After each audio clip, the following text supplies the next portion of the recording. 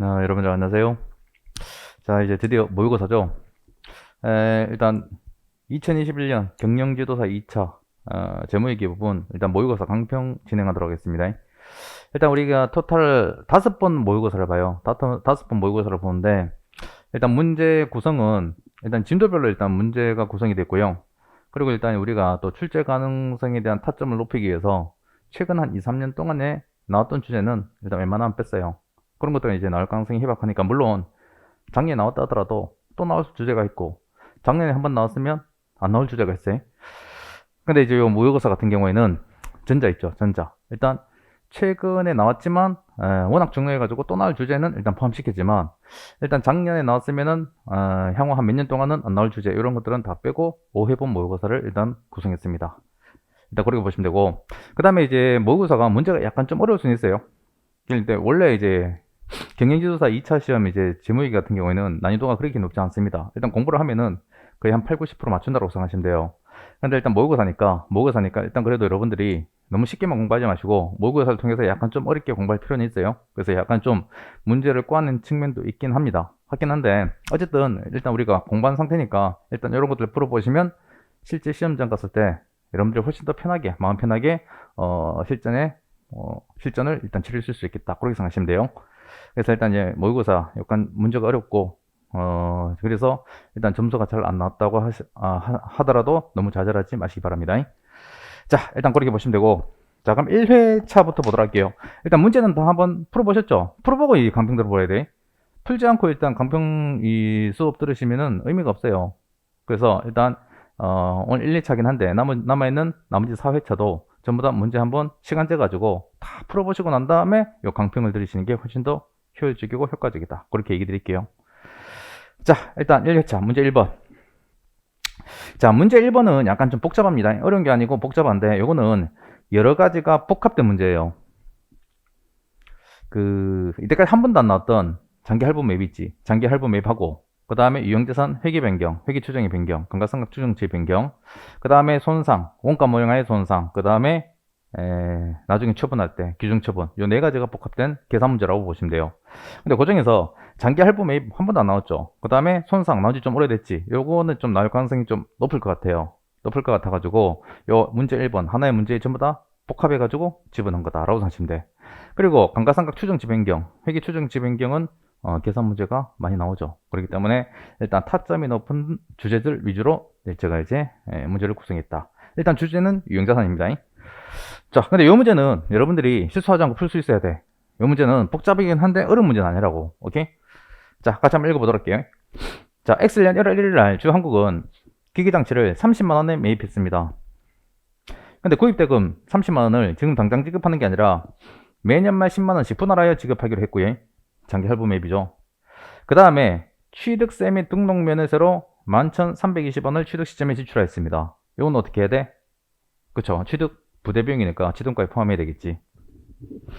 자, 그 다음에 일단 여기까지 하나 있고, 그 다음에 주한국은 기기장치에 대해서 일단 원가 모형 적용하는데, 일단 기기장치의 취득 시점의 내용수는 6년이고 잔존가치 5만원으로 추정이 되고요. 잔존가치 있으면 항상 조심하셔야 돼. 그리고 연수합계법으로 감가상각합니다. 일단 최초 취득 시에는 연수합계법 감가상각하기로 했어. 그리고 기기장치 매입거래에 적용된 내재이자율은 10%. 이건 뭔지 알죠? 일단 장기 할부 매입이니까 현재가치 평가해야 되겠지. 현재가치 평가할 때 유효이자율이 10%라는 얘기입니다. 자, 그리고 현가계수, 연금 현가계수는 각각 다음과 같습니다. 자, 크게 추가적인 상황이, 취득 이후에 추가적인 상황이 그 밑에 세 가지 상황으로 나와 있습니다. 자, 먼저 갈로 1번부터 보도록 할게요. 갈로 1번은 X3년 초니까 취득하고 난 다음에 딱 2년 지난 시점이죠. 자, 2년 지난 시점에 주한국은 기계장치의 미래 경제적 효익에 대한 예상 소비행들을 반영하여 기계장치의 감가상각 방법을, 원래는 연수합계법이었는데 이거를 정액법으로 감가상각 방법 변경했습니다. 다만 기계장치의 내용수와 잔존가치는 변동이 없어요. 그럼 일단 이 감가상각 방법만 바꿨는데 이거 회계 처리 어떻게 해야 돼요? 그렇죠. IFRS는 감가상각 방법의 변경도 회계 추정의 변경, 즉 전진법으로 회계 처리한다. 됐고, 그럼 전진법으로 회계 처리하면 요거 X3년도 회계 추정 변경 후 X3년도 감가상각비는 어떻게 계산합니까? 수업 시간에 얘기 드렸지. 감가상각 추정치 변경은 전진법이기 때문에 변경연도의 감가상각비 계산할 때는 가장 먼저 뭐부터 계산한다? 변경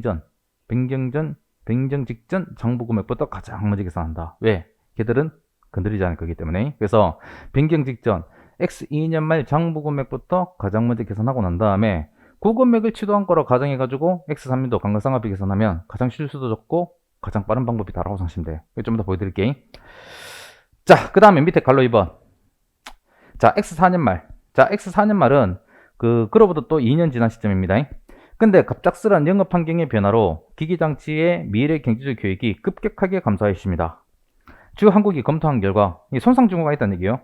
자, 손상 증후가 있어가지고 주한국이 검토한 결과 X 4년 말 기기장치의 순공정 가치는 7만원이고 사용 가치는 6만원으로 추정이 됩니다. 그럼 손상 증후가 있어가지고 회수가능 금액을 추정해 봤더니 얼마란 얘기입니까? 그쵸? 둘 중에 큰 금액이지. 순공정 가치와 사용 가치 둘 중에 큰 금액은 7만원입니다. 그래서 회수가능 금액을 추정해 봤더니 7만원이래. 만일 그 7만원이 지금 현재 X 4년 말 손상 전 장부 금액보다 크면은 어떻게 한다? 손상차손 인식하면서 7만원으로 까고 회수가능 금액 7만원으로 까고 손상차손 인식한다는 얘기라. 오케이? 그래서 손상증후 퍼스트, 손상차손 세컨드. 자, 갈로 2번은 손상에 대한 자료고요. 자, 갈로 3번. 자, X 5년 7월 1일. 자, 그로부터 또 6개월 지났어요. 자, 6개월 지난 시점에 주한국은 기기장치를 72,000원에 처분했고요. 처분과 관련하여 3,000원만큼의 처분 부대 비용, 거래 원가가 발생하였습니다. 이 처분 부대 비용은 회계 처리 어떻게 하셔야 돼? 그치? 처분 부대 비용은 손익계산서의 별도의 비용이 아니라 처분 손익에서 가감한다. 오케이? 끝. 자, 이 정도 파악했으면은 문제 바로바로 풀 수 있어야 돼. 자, 양걸로 1번. 크게 물음이 5가지입니다. 5번은 이제 약간 별도의 문제고 요 방금 읽어본 주제에 대한 물음은 1번부터 4번까지라고 보시면 돼. 30점짜리 배점 문제. 자, 양걸로 1번 첫 번째 물음.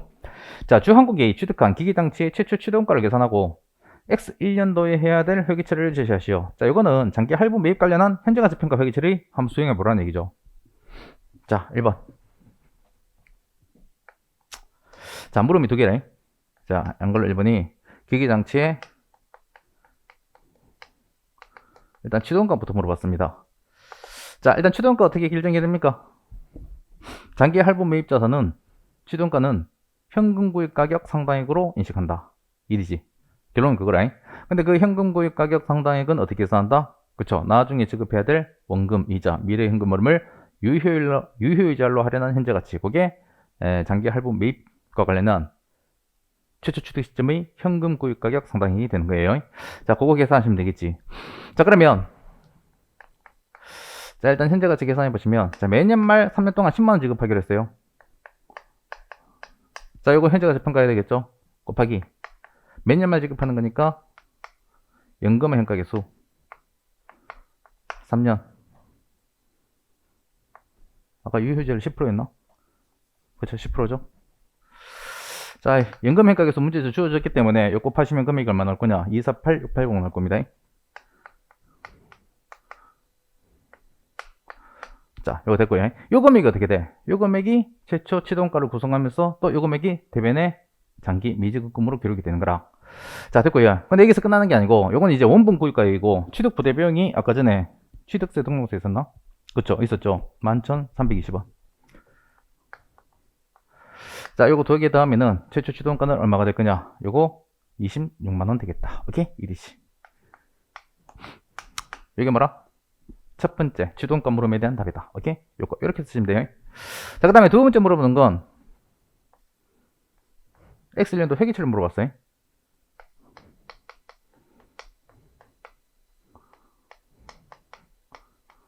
자, 일단 X1년 초부터 보도록 할게요. 자, 일단 먼저 손해법으로 먼저 보여드릴게요. 바로 청약법으로 하실 수 있으시면 바로 청약법으로 하셔야 돼. 근데 그게 바로 안 되시면은 손해법 회계 처리했다가 그거를 청약으로 바꾼다 하더라도 교수님이 뭐라고 한 거래. 오케이? 자, 일단 장기 할부를 매입했기 때문에 일단 대변에 장기 미지급금이 기록이 되겠죠. 그 장기 미지급금은 현재 가치평가 금액이니까 248680. 그리고 요 금액 그대로 끌고 와가지고 요거를 차변에 기기장치 취득원가로 인식한다. 됐고. 자, 그 다음에 여기서 끝나는 게 아니고 취득 부대 비용이 11,320원만큼 지출이 됐죠. 현금 11,320원. 요거 기기장치 추동가에 가산하는 거라.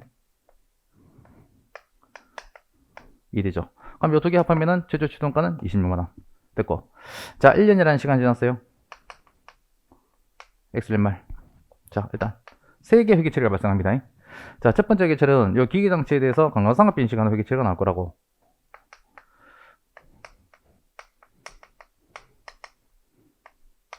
일단 웬만하면 실제 시험 문제 풀 때는 계산 내역을 좀 적어 주시는 게 좋아요.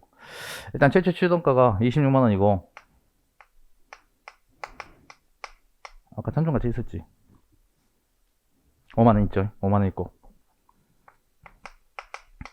몇 가지가 감가상각 대상 금액인데 연수 합계법 감가상각 하는 거죠. 근데 최초 취득 시점의 내용수가 6년이기 때문에 1에서 6을 다 더해보시면 분모가 20일 나올 거라. 20일 나오고 최태연도 감가상각 빼니까 곱하기 6. 오케이? 나누기 20일.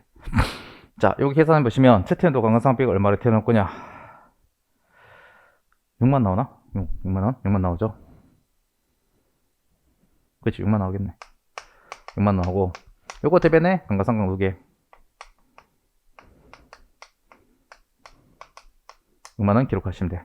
그리고 일단 제가 강의 목적상 일단 이렇게 회계 처리하는 거긴 하지만 여러분들이 실제 시험장에서 문제 풀 때는 분계를 해보라고 하면은 웬만하면은 계정 과목은 생략하지 마시고 요것도 감가상각 무게에 그렇게 정확한 계정 과목 웬만하면 다 쓰시는 게 제일 좋다라고 생각하시면 돼. 뭐 풀로 계정 과목 쓴다 하더라도 시간 차이 별로 안 나요. 그래서 이것도 그냥 제가 기계라고 쓰긴 했는데 기계장치, 감가상각비, 감가상각 무게 풀 명칭을 쓰시는 게 원하면 좋겠다. 오케이? 자, 그 다음에 두 번째 회계 처리 뭐가 있어요? 그쵸? 일단 미지급금 현재가치 평가했기 때문에 요 미지급금으로부터 이자 비용 인식 회계 처리 나와야 되겠지.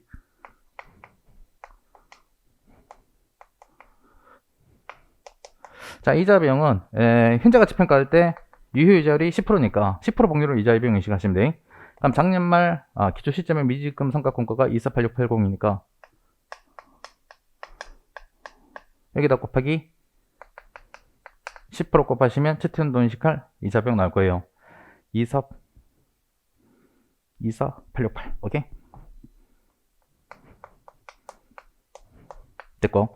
자, 그 다음에 대변에 일단 이자 비용 인식이 하긴 했지만 이 케이스는 미래 현금 흐름이 표시자 없지. 원금 또 원금이라고. 그렇기 때문에 표시자가 없기 때문에 요 금액이 전액 미지급이자가 되면서 요 금액이 전액 미지급금 원금에 가산된다. 그러니까 요 금액이 그냥 그대로 상각이게 되는 거라. 그래서 바로 미지급금 원금에 가산 24868 됐고요. 일단 여기까지 했으면 미지급금에 대해서 이자 비용 인식했고요. 그 다음에 세 번째 회계 처리가 또 뭐가 나와요? 요거 이제 누락하면 안 돼. 일단 미래 현금 흐름이 일단 원금 또 원금도 매년 말 분할해서 상환하는 거지. 그렇기 때문에 X 1년 말에 원금 10만원 분할 상환하는 회계 처리가 또 추가로 튀어나와야 돼. 일단 원금 10만원 분할 상환하기 때문에 대변에 현금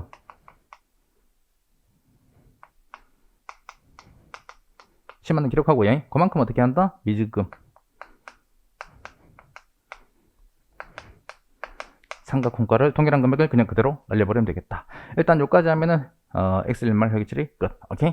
근데 요거는 순회법에 따른 회계 처리고요. 총회법으로 바꿔서 보여드릴게요. 일단 총회법은 외관상의 원금 여기선 외관상의 원금 액면금액이 30만원이죠. 요 30만원에 대한 정보를 별도로 표시해주기 위해서 나오게 된 변칙적인 회계 처리, 그게 바로 총회법이라. 자, 그럼 일단 요거 최초의 미지급금 바로 이제 현재가치 금액으로 썼지만 요거 외관상의 원금 30만원으로 살짝 바꿔주는 거라. 바꿔주고요. 그러면 대처 차익이 차변에 발생할 겁니다. 차변에 51310 발생할 51310인가? 그치. 51310 발생할 거예요. 요거 어떻게 한다? 아무 생각 없이 현재가치 할인 차감으로 밀어넣는다. 줄여가지고 저는 현재로 쓸게요. 그리고 그 다음부터는 요 상가액 있지. 요 상가액을 미지급금으로 쓰는 게 아니라 요거 현재가치 할인 차감. 현재가치 할인 차감으로 살짝 바꿔주게 되면 총회법 회계 처리가 마무리된다. 쓰고 난 다음에 이렇게 줄찍 끊고 난 다음에 이렇게 바꿨었다 해서 교수님이 요거를 틀렸다고 얘기하지 않는다고. 오케이? 그래서 어쨌든 이렇게 이제 총회법으로 바꾸게 되면 여러분들이 실수가 없이 훨씬 더 쉽게 여러분들이 분괴를 하실 수 있겠다. 오케이, 끝. 자, 일단 여기까지 했으면 물음 1번 끝났어요. 여기까지 어렵지 않지? 됐고. 자, 그 다음에 양걸로 2번. 요거는 이제 회계 변경 문제네. 그러니까 여기까지는 솔직히 장기 할부 매입 회계 처리 물어보는 거고, 양걸로 2번이 주 한국이 X3년도 회계 변경 연도가 되겠죠. 감가상각 방법 변경 연도. 이때 인식할 기계장치의 감가상각비를 계산하시오. 자, 요거는 회계 추정의 변경 문제라. 자, 2번. 자, 제가 얘기 드렸죠. 변경연도 감가상각비는 가장 먼저 뭐부터 계산한다? 그쵸? 변경 직전의 장부 금액부터 가장 먼저 계산한 거라. 그럼 변경 직전 장부 금액이 X2년 말이니까 최저 취득원가에서 X1년 감가상각비, X2년 감가상각비 두 개를 빼야 되겠죠. 근데 X1년 감가상각비는 계산했기 때문에 X2년 감가상각비부터 계산을 해봐야 돼. 그럼 첫 번째 X2년 감가상각비. 뭐 쉽게 계산할 수 있겠지. 취득원가 26만원, 잔존가치 5만원 빼고 요 감가상각 대상금액이고, 일단 두 번째 연도니까 분자에 이제는 5가 오겠죠. 곱하기 5 나누기 21 하게 되면 두 번째 연도 감가상각비가 5만 나올 겁니다. 됐고, 그럼 요거 이제 계산했으면, 자, 두 번째 계산할게. 자, 변경 직전 X2년 말이 되겠죠. X2년 말에 기계장치 장부 금액 계산하는 거라고. 그럼 최초 취득원가 26만원에서 이계년치 감가상각 빼버리면 되겠죠. 그럼 첫째 연도 감가상각비 6만원이고 두 번째 연도 감가상각비 5만원 이거 빼버리면은 회계 추정의 변경 직전 장부 금액이 15만원 튀어나올 겁니다. 요거부터 가장 먼저 계산하는 거라고. 예외가 없어. 오케이? 됐고, 자, 그 다음에 세 번째, 이제 우리가 회계 추정의 변경연도의 감가상각비를 계산할 수가 있겠죠. 자, X3년이죠. 감가상각비. 자, 요건 어떻게 계산한다? 요거는 변경 직전 장부 금액, 요 금액을 최초 취득원가로 가정하는 거라고. 오케이? 요 금액을 최초 취득원가로 가정해가지고 이제 어떻게 한다? 남아있는 기간 동안 변경된 방법에 따라서 감가상각비 인식하는 거라고. 자, 그러면 일단 요거 최저 취득원가로 가정하고요. 자, 그 다음에 잔존가치는 변동이 없죠. 5만원 똑같이 빼주시면 되고, 자, 요게 감가상각 대상 금액인데 요거를 이제 남아있는 2년 동안 정액법으로 바꾼 거지. 진짜 요걸 남아있는 2년 동안 정액법으로 감가상각 하는 거니까 그냥 나누기 2년 하시면 돼. 그럼 X3년도 감가상각비는 5만 나오나? 아, 죄송합니다. 2년이 아니고 최초 취득 시점 내용수가 6년인데 2년 지났으니까 4년 남았지. 그쵸? 4년 남았으니까 요거 25,000 나올 거라고. 이리지. 이게 뭐라? 이게 두 번째 물음에 대한 답이다. 이렇게 그냥 그대로 논리대로 풀어 쓰시면 돼. 그러니까 오히려 세법처럼 말 문제 위주로 나오는 것들이 답안지 작성하는 게 어렵지, 계산 문제 위주로 나오는 것들은 그냥 여러분들이 논리적으로 생각하는 계산 흐름을 그냥 그대로 답안지에 풀어 쓰시면 되는 거라고. 그래서 오히려 계산 문제 위주로 나오는 것들이 답안지 작성하는 게 어렵지 않습니다. 오케이? 됐고, 3번. 자, 3번은 뭐냐? 자, 주한국이 요거는 이제 손상 문제죠. 기계장치와 관련하여 X4년도에 인식할 손상자손 금액을 계산하고요. X4년 말 기계장치를 나타내는 부분 재무상태표를 작성하시오. 자, 그러니까 X4년 말에 손상 증후가 있어가지고 회수가능 금액 추정해봤죠. 손상 인식하라는 얘기라. 그거 손상자손 금액이 얼마인가? 그걸 물어보는 겁니다. 그럼 가장 먼저 뭐부터 계산해봐야 돼요? 그쵸? X4년 말에 손상자손 인식 직전의 장부 금액부터 가장 먼저 계산해봐야 돼. 그럼 X4년 말에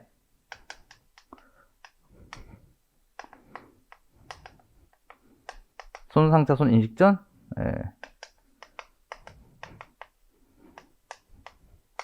장부 금액부터 먼저 계산해 봅시다. 자, 그러면 그건 얼마냐?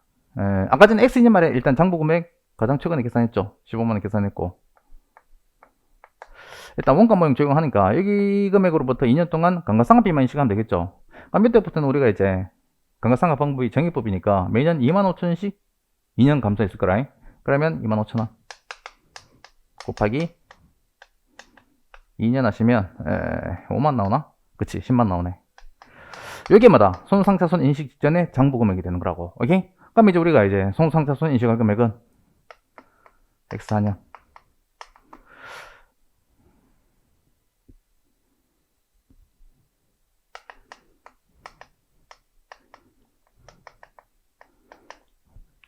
손상된 장부 금액 10만원에서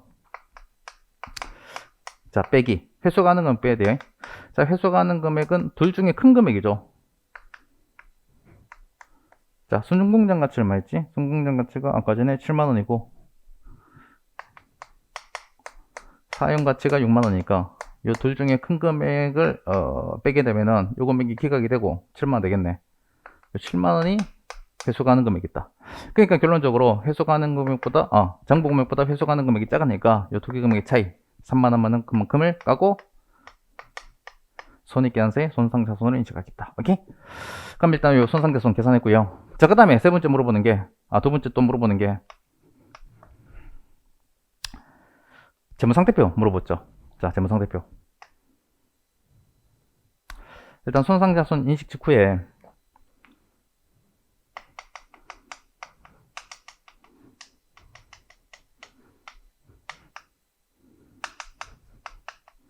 요 기계장치를 나타내는 재무상태표를 한번 작성해봐라. 그렇게 물어보겠습니다. 어렵지 않죠? 최초 취득원가 얼마예요? 아까 26만원이었나? 26만원이고.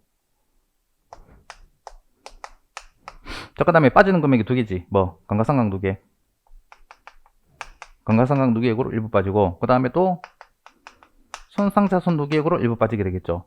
그럼 요 두 개 차감하고 난 다음에 장부금액은 우리가 계산해보지 않아도 얼마라고 알 수 있어요? 그치? 손상을 인식했기 때문에 회수 가능 금액이 최종 장부 금액이 될 거다. 오케이? 자, 그럼 이제 두 개 빠지는 금액이, 일단 손상자손 누계액으로 빠지는 금액은 3만원이죠. 자, 감가상각 누계액으로 빠지는 금액은, 요 금액을 나머지 세 개 금액 다 알고 있기 때문에 역산해서 계산이 되고요. 또는 이때까지 감가상각 빈식한 거 다 노가다로 합계해도 돼. 오케이? 그럼 이때까지 감가상각 빈식한 금액이 얼마요? 아까 첫 년도에 6만원이고, 이건 1,400원 쓸게. 두 번째 년도에 5만원이고, 세 번째 년도부터는 25,000원씩. 요거 두 번 인식이 됐지. 25,000원. 요거 다 합하면은 16만원인가? 그치? 16만원이 감가상각 누계액으로 쌓이겠다. 일이지. 이렇게 쓰시면 100점. 오케이? 1점.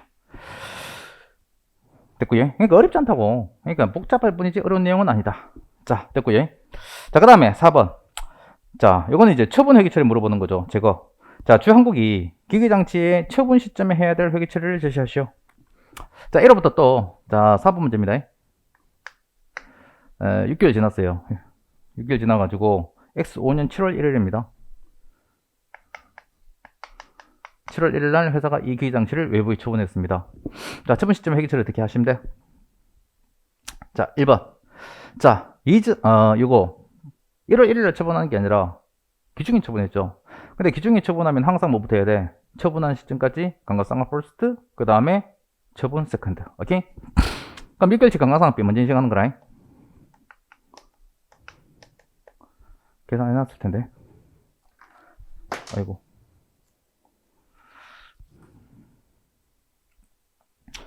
자, 6개월치 감가상각비. 자, 일단 6개월치 감가상각비는 일단 작년 말 재무상태표에 보고된 금액이 손상자손 인식하고 난 다음에 7만원이죠.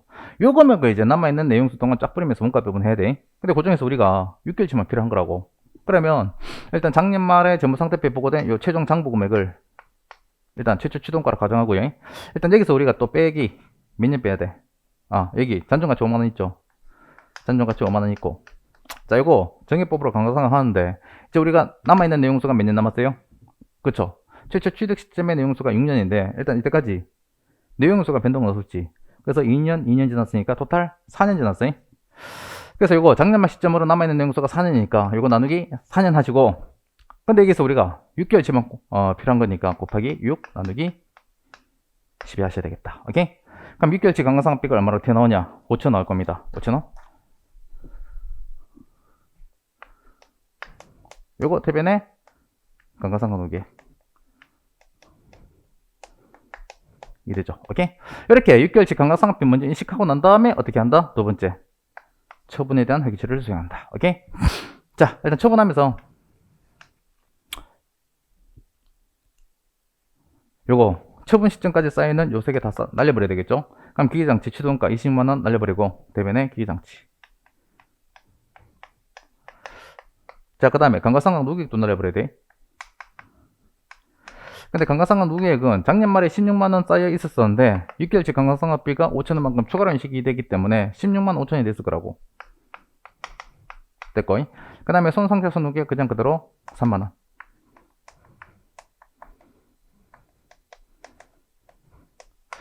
그래서 일단 재무상태표에 기장지 장부금액을 다 날려버렸습니다. 이거 다 날려버리면은 네, 계산 안 했네. 자, 됐고요.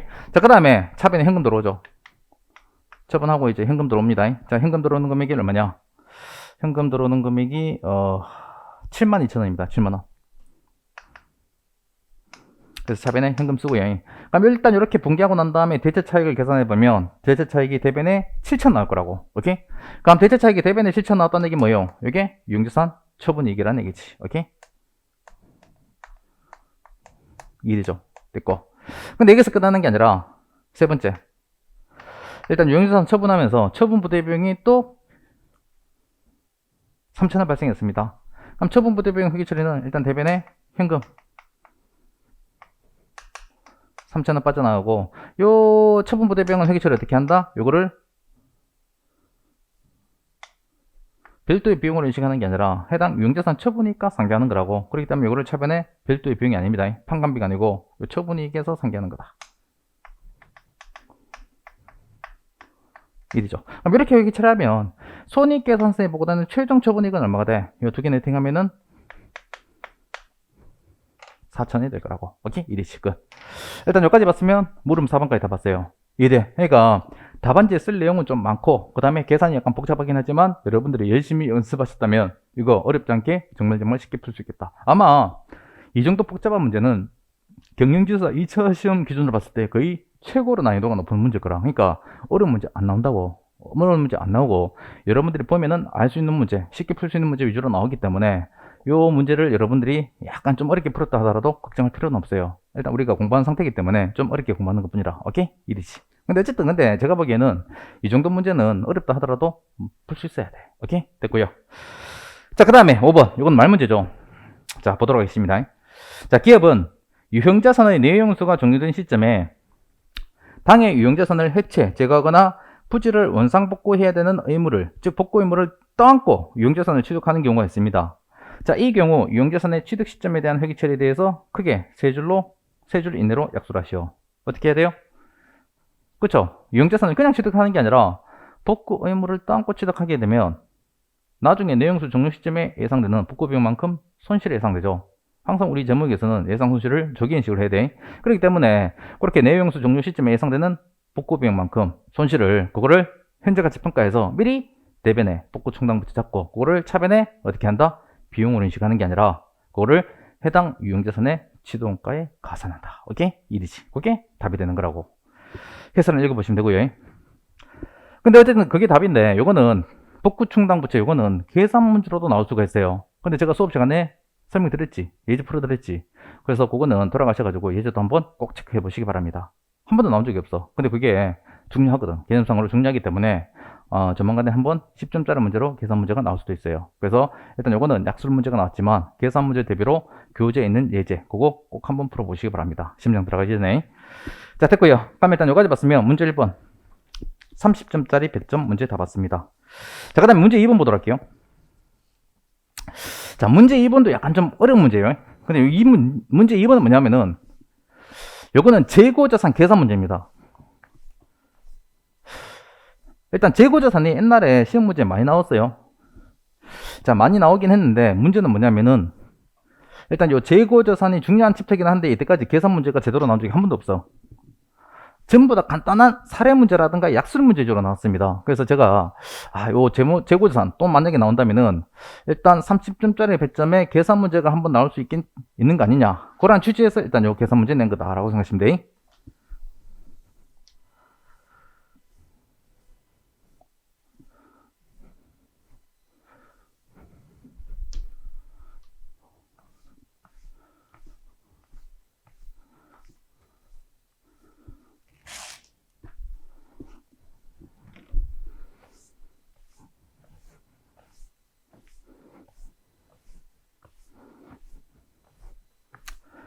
자, 봅시다.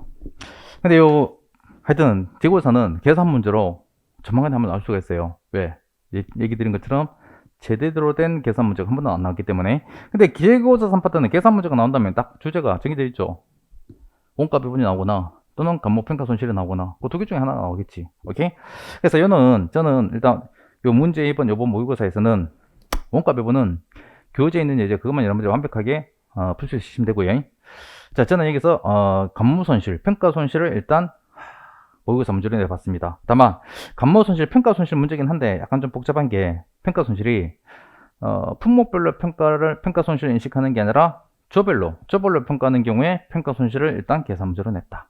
옛날에 조별 평가가 경영지도사 2차 시험에 말 문제로는 약술 문제로 나온 적이 있어요. 근데 그거를 제가 문제화 시킨 것 뿐이다. 이해되지? 왜냐면 품목별로 평가하는 거는 교재만 봐도 여러분들이 쉽게 알 수 있기 때문에 조별로 평가하는 거에 대해서 한번 개념을 요 모의고사를 통해서 한번 다져보자는 얘기라. 오케이? 좋은 문제라. 자, 같이 한번 풀어보도록 할게요. 문제 2번. 자, 다음은 주한국어의 X1년 재고자산과 관련된 회계자료입니다. 자, 양걸로 1번. 자, 기초재고의 취득원가 조심하셔야 돼. 장부 금액이 아니라 평가충당금 차감 전에 취득원가가 500이고 X1년 재고자산 매입액은 2,400만 원입니다. 양걸로 2번. 자, 단기말 재고자산의 장보상 재고자산 수량, 장보상 재고자산 수량이 계속기록법에 따른 기말재고 수량 얘기하는 거고, 그 다음에 실사수량, 그 다음에 취득원가, 그리고 순실현하는 가치는 각각 다음과 같아요. 자, 단 기초재고자산 평가충당금이 기초평가충당금이 있네. 100만원만큼 있고요. 일단 여기서 끊고. 자, 기초 시점에 재고자산 평가충당금이 100만원 있습니다. 물어볼까? 기초 시점에 재고자산 장부 금액 얼마예요? 그치? 500이 아니라 400이다 라고 생각하시면 돼. 그 문제 양걸로 1번에서 기초재고자산의 취득원가가 500이라고 돼 있잖아. 그렇기 때문에 취득원가 500에서 기초재고자산 평가충당금 100만원 빼버리면 기초재고자산의 장부 금액은 500만원으로 답변하시면 안 돼. 400만원이다. 그렇게 답변하셔야 돼. 오케이? 자, 그리고 상품 A하고 B는 서로 유사한 항목이기 때문에 통합하여 저가로 평가한다고 가정합니다. 이 통합해서 저가 평가하는 게 뭘 얘기하는 거라? 이게 조별평가가 되는 거라. 오케이? 자, 보시면 자, 상품 A, B 각각 장부상수량, 실사수량, 그 다음에 한 개당 매입단가, 한 개당 순실현 가능 같이 나와 있어요. 자, 그 다음에 양걸로 3번. 재고자산 감모 손실 중 70%는 정상 감모고요. 그럼 나머지 30%가 비정상 감모가 되겠네. 그리고 주한국은 재고자산의 정상적인 감모 손실은 매출원가에 포함하고 비정상 감모 손실은 영업의 비용, 기타 비용으로 처리하는 회계정책을 채택하고 있어요. 자, 물음 두 개입니다. 1번. 자, 주한국이 X1년도에 손익계산서에 인식할 감모 손실하고요. 손익계산서에 보고할 재고자산 평가 손실 또는 환입 금액을 각각 계산하시오. 그리고 회계 처리까지 해보시오. 자, 봅시다. 자, 감모 손실이든 평가 손실이든 제가 수업 시간에 얘기 드렸죠. 산식으로 문제를 푸는 게 가장 빠르다고. 자, 1번.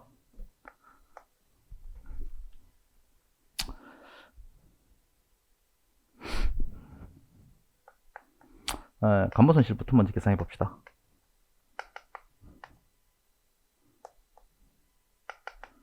자, 감모 손실 계산하는 산식이 어떻게 돼요?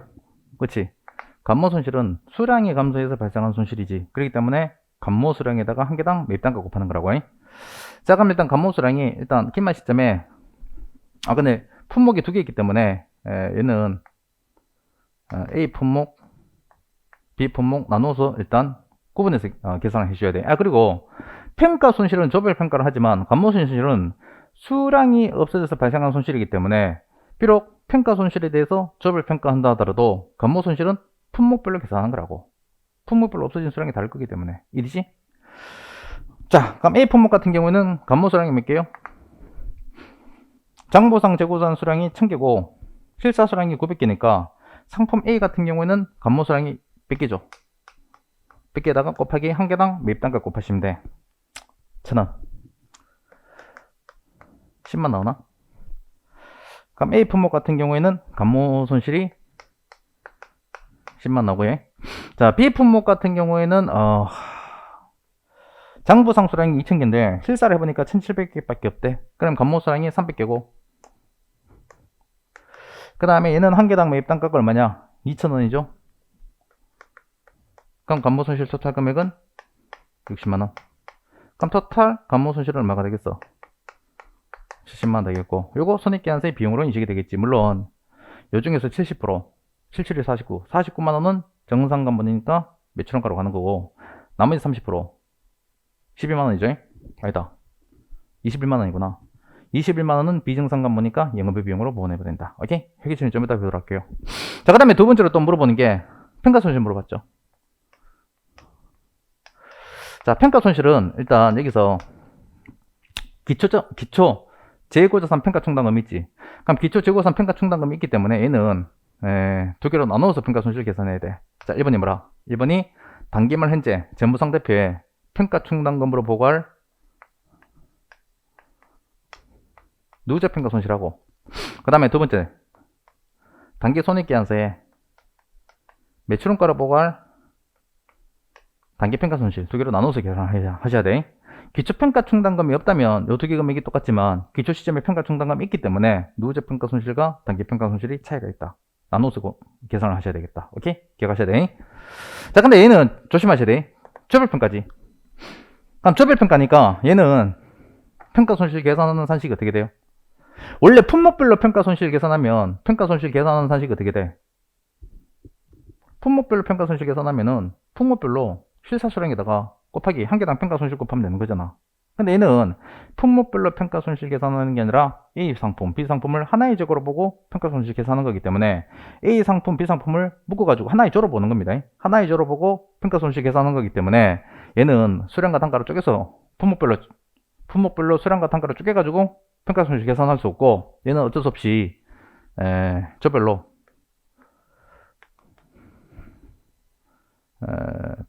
원가금액 합계해서, 여기서 저는 A 상품, B 상품을 합계한 걸 얘기한 거라. 그래서 저별로 원가 합계해서 그 다음에 빼기 저별로 순실현가능 가치 합계를 빼가지고 우리가 재무상대표 보고할 누적평가 손실을 계산할 수밖에 없다. 오케이? 산식 이해되죠? 자, 그러면 저별로 원가 합계 계산해 보도록 하겠습니다.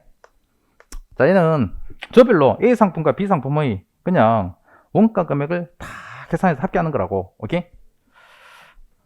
굳이 산식으로 보여드린다면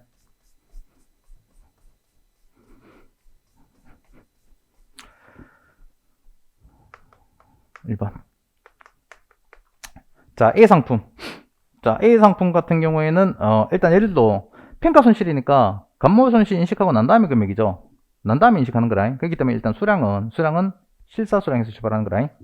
자, A 상품이 일단 실사수량이 900개죠. 900개고. 자, A는 한 개당 몇 단가가 얼마라? 1000원이죠. 1000원.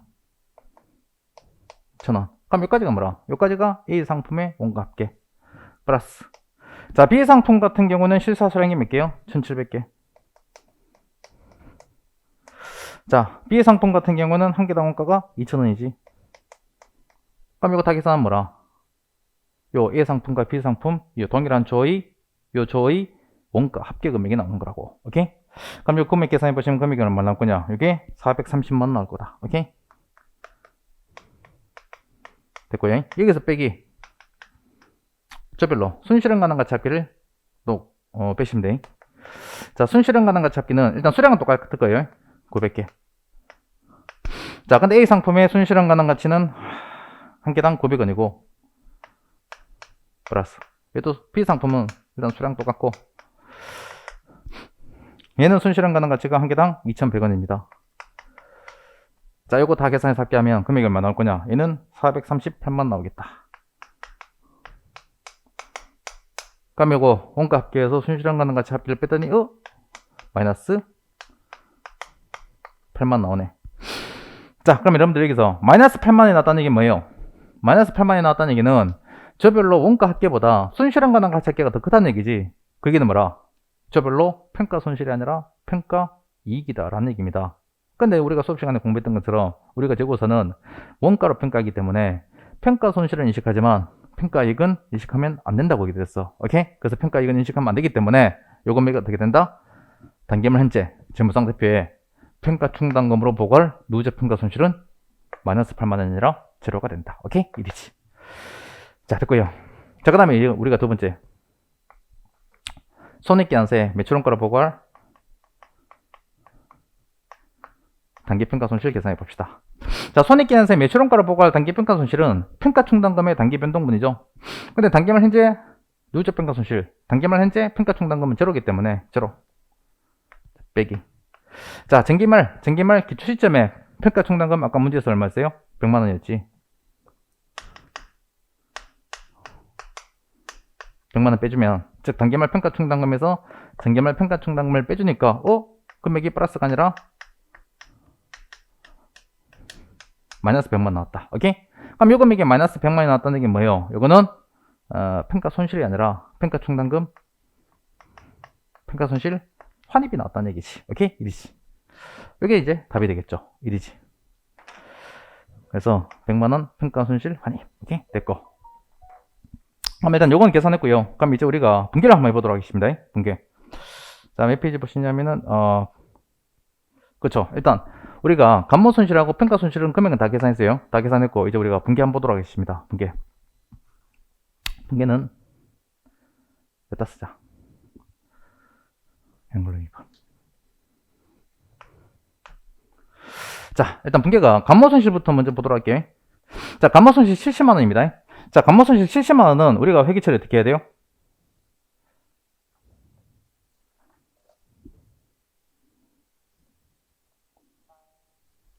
자, 감모 손실 70만원 같은 경우에는 요거 70만원만큼 재고산 바로 날려버려야 되겠지. 그래서 대변에 재고산 70만원 바로 날려버리고, 그 다음에 요걸 차변에 일단 정상 감모 손실이 아까 전에 70%였죠. 70% 해당 금액 49만원은 요거는 손익계산서에 뭘로 보고한다? 매출원가로 보고요.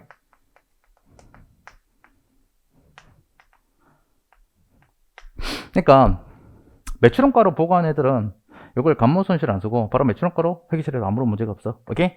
그 다음에 나머지 30% 73, 21 21만원만큼은 영업의 비용으로 보고되죠. 그래서 얘는 원래 본기죠. 감모 손실 써야 돼. 다만 이렇게 감모 손실 쓰지만 손익계산서에 집계를 할 때는 영업의 비용이 기타 비용으로 집계하시면 되겠다. 오케이? 됐고. 자, 그 다음에 자, 이제 감모 손실 회계 처리 끝났고, 자, 평가 손실 봅시다. 자, 평가 손실 같은 경우에는 평가 충당금이 100만원 감소하죠. 100만원 감소하기 때문에 차변에 평가 충당금 쓰셔야 돼.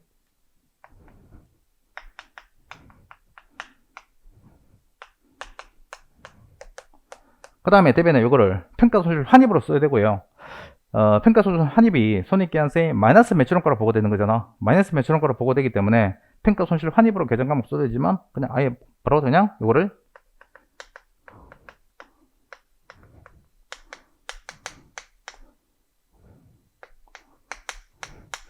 매출원가에 차감하는 방식으로 회계 처리해도 아무런 문제가 없다. 오케이? 이리지. 끝.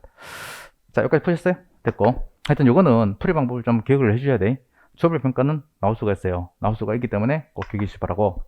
자, 그 다음에 일단 여기까지 봤으면 6점짜리 문제 다 봤네. 자, 그 다음에 두 번째 문제. 자, 주한국이 X1년 손익계산서에 보고할 매출원가를 계산하시오. 여러분들 요거 풀었어? 자, 요 손익계산서에 인식할 매출원가도 제가 산식 암기해서 풀라고 해드렸죠. 근데 산식이 기억이 안 나면은 그림 그려서 풀어도 돼. 뭐냐면은, 자, 두 번째 문제입니다. 자, 일단 요거는 그냥 제가 그냥 그려보는 거라. 일단 여러분들 재고산 T계정을 보면은, 일단 제가 수업 시간에 얘기 드렸겠지만, 일단 재고산 T계정에서 차변에 뭐가 나와요? 기초재고하고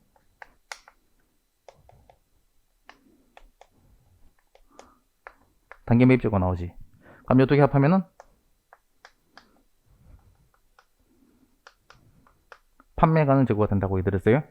근데 요 차변에 판매 가능 재고가 대변에 재무제표에 4개로 뿌려진다고 얘기드렸어. 기억나요? 일단 기억 안 나면 암기하셔야 돼. 자, 첫 번째는 뭐라? 첫 번째는 판매된 재고의 원가에 해당하는 금액만큼 요거는 손익계산서에 매출원가로 비용으로 바뀌는 거고, 그 다음에 두 번째가 뭐라? 감모손실. 물론 감모손실이 정상 감모도 있고 비정상 감모도 있죠.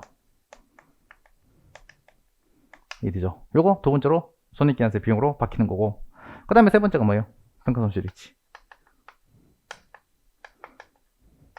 요거는 손익계산서에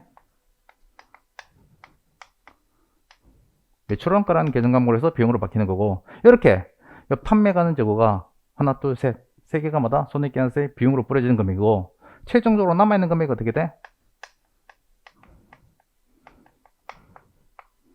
재무상태표에 기말재고로 남아있겠다. 오케이? 그래서 꼭 기억하셔야 돼. 자, 판매 가능 재고는 재무제표에 4개로 뿌려진다. 어떻게?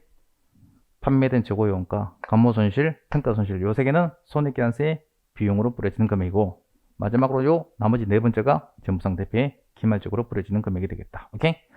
자, 이런 상태에서 요 문제는 물어보는 게 뭘 물어봐요? 이 재고자산과 관련해서 원래 손익계산서에 매출원가로 보고할 금액은 물어보지. 그럼 원래 매출원가로 보고할 금액은 뭘 얘기하는 거라? 그치? 요거 판매된 재고용가하고, 그 다음에 감모손실 중에서도 정상감모하고, 그 다음에 평가손실, 요 3개 금액의 합계액을 물어보는 거라고. 오케이? 그럼 요 3개 금액의 합계액을 우리가 어떻게 계산할 수 있어요? 요 3개 금액을 직접 계산할 수는 없어요. 왜냐면은 요 판매된 재고용가를 우리가 이 문제에서 직접 계산할 수가 없어요. 문제에서 판매수를 안 줬지. 그래서 요 3개 금액의 합계액을 요거를 직접 계산할 수 없고 어떻게 계산할 수밖에 없다? 그렇죠. 간접 계산할 수밖에 없어요. 그럼 간접 계산 어떻게 하시면 돼? 그렇죠. 요 3개 금액의 합계액을 바로 계산할 수 없기 때문에 요 차변에 판매 가능 재고 금액, 요건 문제에서 줬잖아. 요 차변에 판매 가능 재고 금액의 합계액에서 뭐만 빼오르면 돼? 재무상태표 보고할 기말재고하고, 그 다음에 감모손실 중에서 비정상 감모, 요 2개만 반란해서 날려버리면 남는 금액이 뭐가 돼요? 요 3개 금액의 합계, 즉 매출원가가 보고된다. 오케이? 일이지. 요 그림은 머릿속에 바로 들어와 있어야 돼요. 실제 시험장에서 이거 그림 그릴 시간 없어요. 물론 지금부터 제가 보여드리는 산식이 기억이 안 나면은 그림 그릴 수밖에 없어요. 자, 그래서 자, 이 문제는 손익계산서 보고할 매출원가 물어봤습니다. 그래서 요거 그림은 여러분들의 이해를 돕기 위해서 제가 써드린 거고요. 실제 시험장에서는 바로 요 지금부터 보여드리는 요 산식을 바로 이제 답안지에 써가지고 답안을 구성하는 거라고. 자, 손익계산서 보고할 매출원가 어떻게 계산한다? 그쵸? 차변에 판매 가능 재고. 자, 여기서 빼기 뭘 뺀다? 재무상태표에 보고할 기말재고 빼고, 그 다음에 뭘 뺀다? 요거 감모손실 중에서 비정상 감모손실. 왜? 얘는 손익계산서의 매출원가가 아니라 영업의 비용으로 보고되기 때문에. 오케이? 그래서 요 산식이 바로 튀어나와야 돼. 오케이? 자, 그럼 계산해 봅시다. 자, 판매 가능 재고는 얼마예요? 자, 기초재고가 얼마라고 얘기 드렸어요? 500만 원이 아니라 기초 시점에 평가 충당금 100만 원이기 때문에 기초재고는 400만 원이라. 그 다음에 문제에서 단기 매입재고 줬지. 2,400만 원. 됐고. 자, 빼기. 자, 재무상태표 보고할 기말재고 빼야 돼. 자, 근데 이 재무상태표 보고할 기말재고는 우리가 주벌평가를 가정하는 거죠. 주벌평가를 가정하는 거기 때문에 이것도 품목별로 수량과 단가로 곱해가지고 계산할 수 없고 어떻게 계산할 수밖에 없다? 그쵸? 일단 즉가법이기 때문에 둘 중에 작은 금액 곱하는 거 맞아. 자, 둘 중에 작은 금액이긴 한데 어떻게 계산한다? 그쵸? 저별로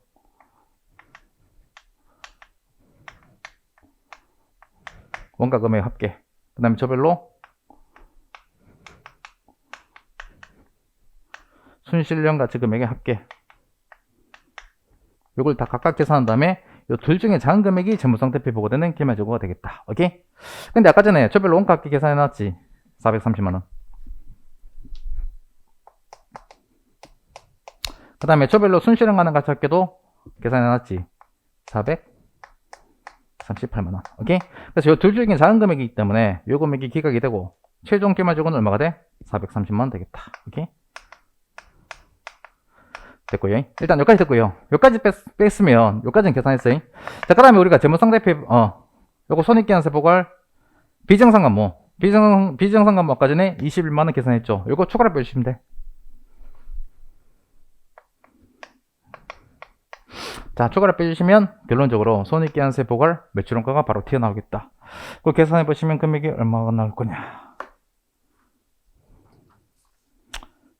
2,349만 나오겠다.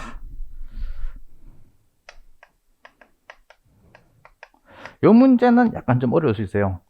요까지는 여러분들이 바로 풀 수 있어야 돼. 풀 수 있어야 되는데, 요 매출원가 물어보는 문제는 요 그림이 바로 여러분들이 머리에 들어와 있지 않으면은, 요거를 바로 여러분들이 금액을 계산할 수가 없어요.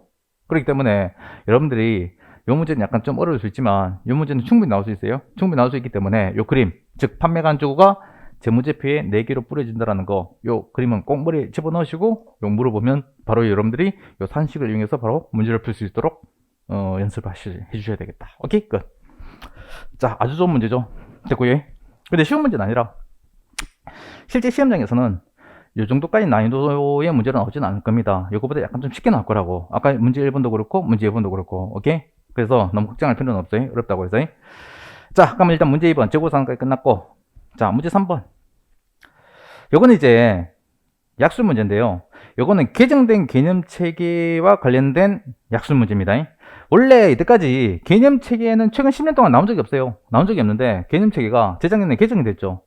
개정이 됐기 때문에 기념으로 조만간에 한번 나올 것 같아서 제가 이렇게 약술 문제 10점짜리로 구성해 놓은 거다라고 생각하시면 돼. 이해되지? 근데 이 개정된 개념체계에서 재무제표 구성요소에 인식기준하고, 인식기준이 나올 가능성이 좀 희박하고요. 재무제표 구성요소에 정의하고, 금액의 측정 기준은 여러분들이 아마 시간 나시면은 좀 정리를 좀 해주시면 좋을 거라. 일단 여기서는 금액의 측정 기준 중에서 현행 가치를 약술하시오. 그거를 이제 제가 물어냈습니다. 자, 일단 현행 가치가 뭐예요? 현행 원가. 들으세요. 일단 자산의 현행 원가는 뭐예요? 이건 우리가 재고산에 원재료에서 순실현가나 가치 평가할 때도 얘기 드렸잖아. 현행원가, 현행대체원가 똑같습니다. 그래서 자산의 현행대체원가, 현행원가는 자산의 지금 현재 재구매 가격, 지금 현재 구입가격이라고 보시면 돼. 그리고 부채의 현행원가는 뭐냐? 똑같아요.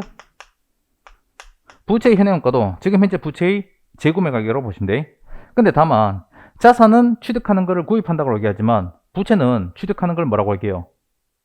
그렇죠. 차입한다라고 얘기하지. 그러니까 자산은 취득해야지만 재무상태표에 들어오지만 부채는 차입해야지만 재무상태표에 들어오지. 그래서 자산의 구입가격을 부채에다 대입하면 부채의 구입가격, 부채의 구입가격은 차입금액이 되겠다. 오케이? 그래서 부채의 지금 현재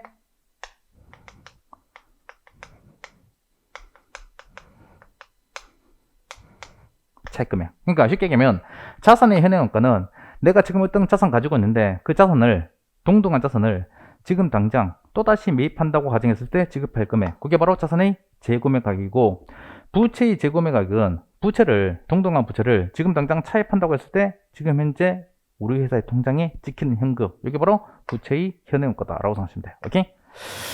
자, 그리고 여기서 플러스 개정된 개념책에 따르면 또 이제 이 자산과 부채의 금액의 측정 기준 정의할 때요, 거래원가를 또 추가로 정의에 집어넣어놨어. 옛날에는 거래원가 얘기 없었었는데 개정된 개념책에서는 이제 자산 부채의 금액 측정 기준 얘기할 때 거래원가를 또 추가로 고려하도록 정의에 집어넣었다. 오케이? 자, 근데 자산은 구매하면은 거래가 취득부대 비용, 취득부대 비용이 추가로 발생하겠죠. 그거를 더해줘야 돼. 오케이? 이게 바로 뭐라? 이게 바로 자산의 현행원가고, 근데 부채의 현행원가 계산할 때는 얘도 부채를 차입하게 되면 수수료와 같은 거래원가 발생합니다. 근데 거래원가 발생하지만 얘는 뭐다? 부채의 현행원가, 부채의 현행원가 계산할 때 거래원가는 차감해 주셔야 되겠다라고 생각하시면 돼. 부호 조심하셔야 돼. 여러분들 요거는 왜 더하고 요거는 빼준지 아시겠어? 요건 어떻게 암기하시면 좋냐면은, 자, 일단 자산의 재구매 가격, 자산을 구입하면은 현금이 빠져나가죠. 그리고 취득부대 비용 발생해도 이것도 현금이 빠져나가는 거지. 그러니까 둘 다 마이너스라고. 둘 다 마이너스이기 때문에 부호가 동일하기 때문에 뭐다? 이거를 플러스로 표현한다면 이것도 더해줘야 되겠다라고 생각하시면 돼.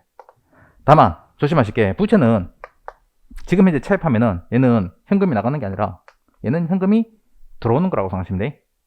근데 부채는 지금 현재 차입했을 때 부대비용 발생하면 이 부대비용은 부채도 현금 나가는 거라고요. 그렇기 때문에 이 부채의 현행원가 계산할 때 이 차입금액과 거래원가는 부호가 반대잖아. 부호가 반대이기 때문에 이거를 플러스로 표현한다면 이거는 빼줄 수밖에 없는 거다라고 생각하시면 돼. 오케이? 조심하셔야 돼. 그래서 요거 현행원가 요거 정의 암기하셔야 돼. 그 내용이 해설해 보시면 3페이지 나와 있습니다. 같이 한번 보도록 할게. 요거는 문구 암기하셔야 돼.